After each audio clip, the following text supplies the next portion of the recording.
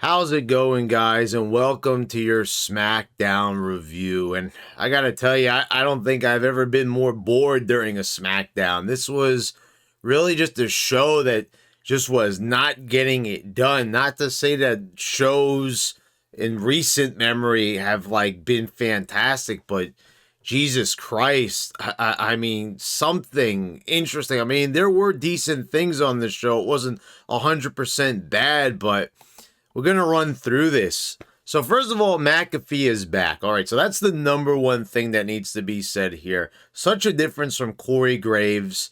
I don't know how they're giving Graves and Carmella their own reality show, like on you. Well, it's on YouTube, so no harm there, I guess. No big TV deals. I mean, just shoot the damn thing and put it on YouTube. I mean, and then forget about it. But even to do this idea, to think people are interested in their relationship, and if they get like 1 million views or more out of it, I guess it's worth it to them. So I guess why not? So I guess I have mixed feelings about it. Good for them, but the fact that they think that people are actually interested in this couple, but like I said, people might watch it. You look at the top 10 YouTube videos. I did that video about a year ago on the WWE's channel, and you wouldn't even think that any of those would be in the top 10, but sure enough, they are. So we start off with an in-ring interview with Ronda Rousey. Charlotte gets involved. Sometimes right here, Charlotte's speech pattern sounds very robotic and very much like this. And sometimes she's more spot on. Other times she's not. I've really noticed since that whole fiasco with her not being at WrestleMania last year, it's, the whole thing, them saying she was pregnant, the thing with Andrade, it's all been fucked up since then with Charlotte. And this is not the same Charlotte to me. So she distracts Ronda. Sonya comes in and attacks Ronda's leg. They're showing that there's an injury going on there. This right here, I did like Ronda talking about her injuries and why she stepped away from WWE.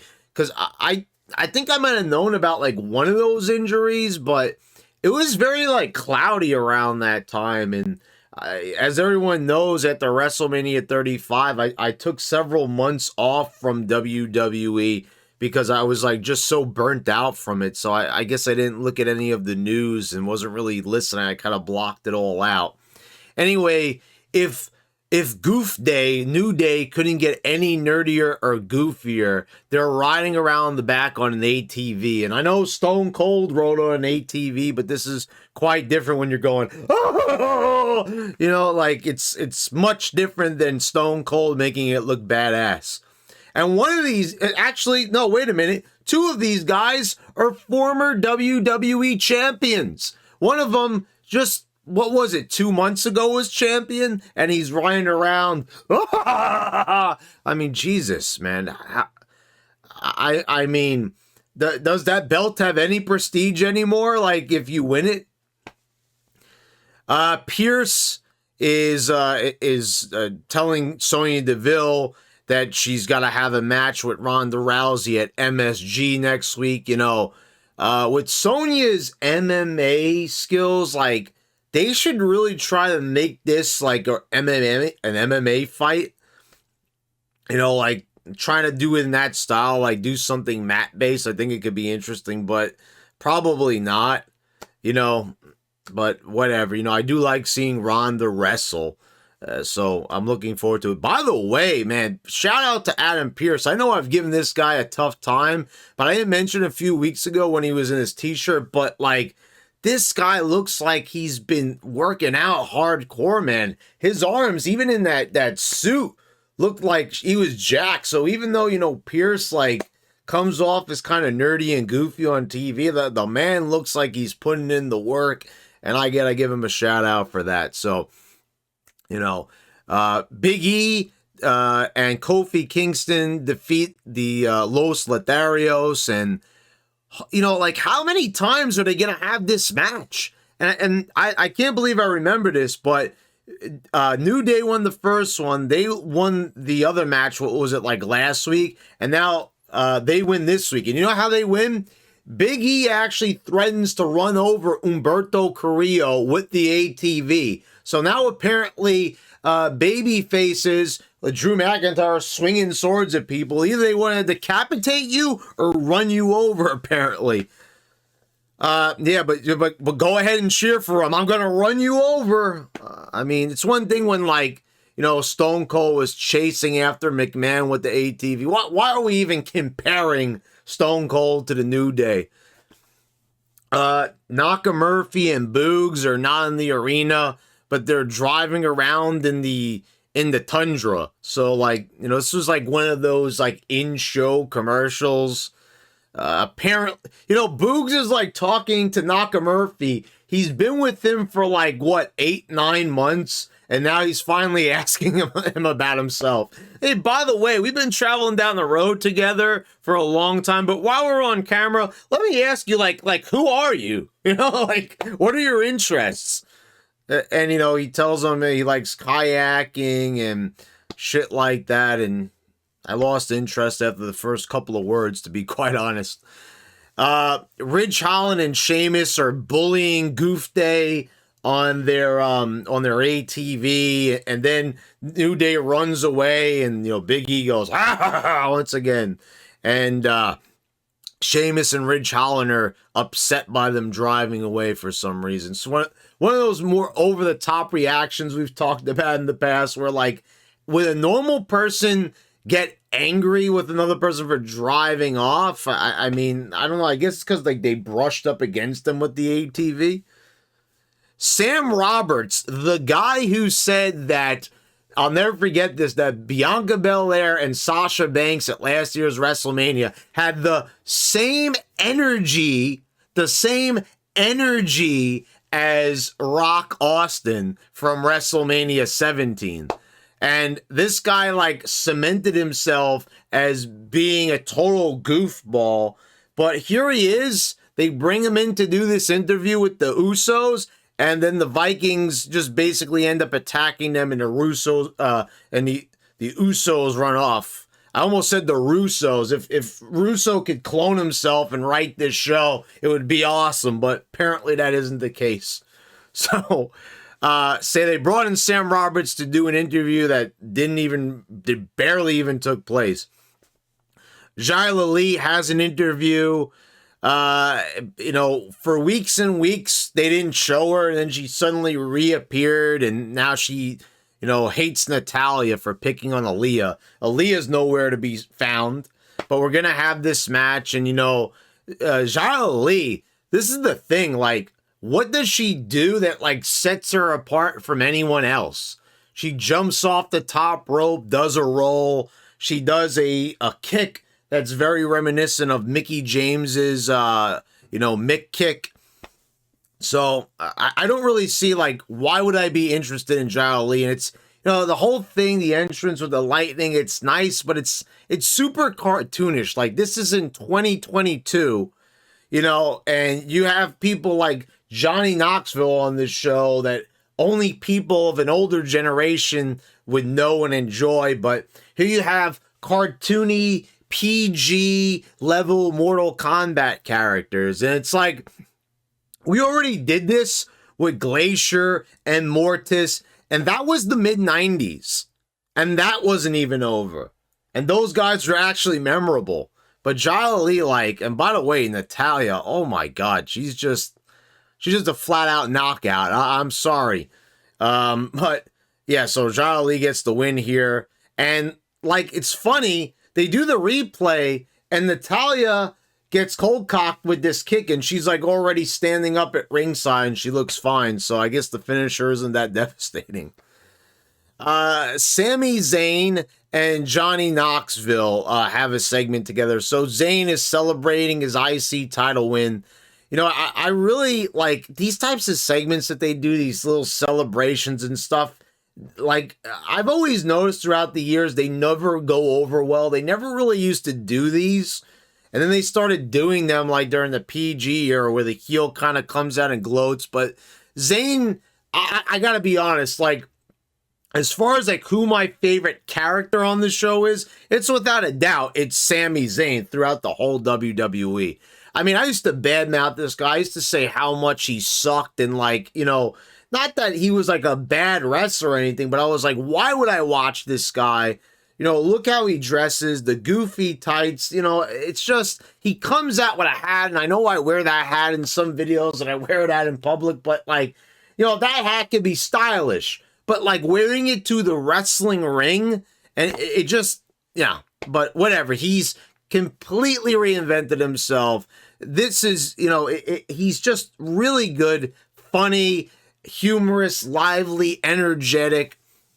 Knoxville comes out because Zayn says he wants to take on old challengers, and Knoxville says, well, how about him? So Zayn walks away from Knoxville, and you know, I got to give it to Johnny Knoxville. Like, he's got better, you know, better poise, and seems more comfortable in front of a live audience than anybody, like basically like 90% of the roster, to be quite honest. And we'll see that later on with Ricochet backstage. So this looked horrible because Zayn, he backs away from it. Looks like he's about to go, and then he attacks Knoxville. And then he puts him in the corner. He goes for the haluva kick. And this kick, like, whiffed, man. Like, it was nowhere even close to his face. And, you know, he goes back again, and then he hits a decent-looking kick on him.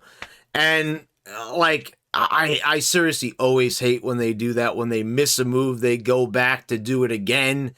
And maybe, you know, maybe they should have hit the spot, because if he just walked away from him, but man, I don't know how they fucked that up. I guess you know, I'll give Zayn credit. Maybe he was trying to be extra careful with Knoxville and everything. But like, if that's the case, maybe we shouldn't do finishers to the celebrity guests. I'm just saying.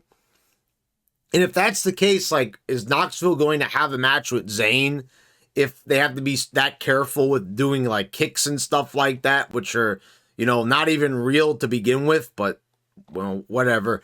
Sami Zayn is backstage gloating to Adam Pearce. Ricochet walks in the frame, and he says, I know a lot is going on here. Like, this is what I'm saying. Like, Knoxville is a celebrity guest, and it shows. Like, Ricochet, like, how long has he been not just in WWE, but in wrestling and in the indies and shit like that? And this is how he sounds? Like, you know, come on. You know, not every celebrity is comfortable in front of a wrestling audience, but Knoxville totally upstaged this guy.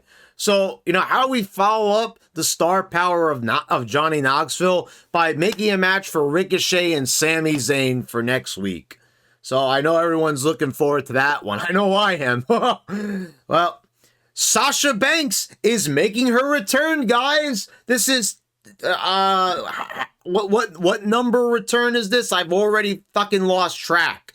This is like return number 103. Maybe it's 105, give or take 10 or 20. How many times is she going to return? And they even say, Cole says, like, this is the first time since Royal Rumble. And apparently she hasn't changed her outfit since then. She's still dressed up in the goofy-ass Sailor Moon outfit. And hey, there's Shotzi. We haven't seen her since the Rumble, but here we go. Here's a match. And Naomi's on commentary. And man, oh man, is she bad. It's like she doesn't know what to say. They put her out there. It was almost like she was there for the first time.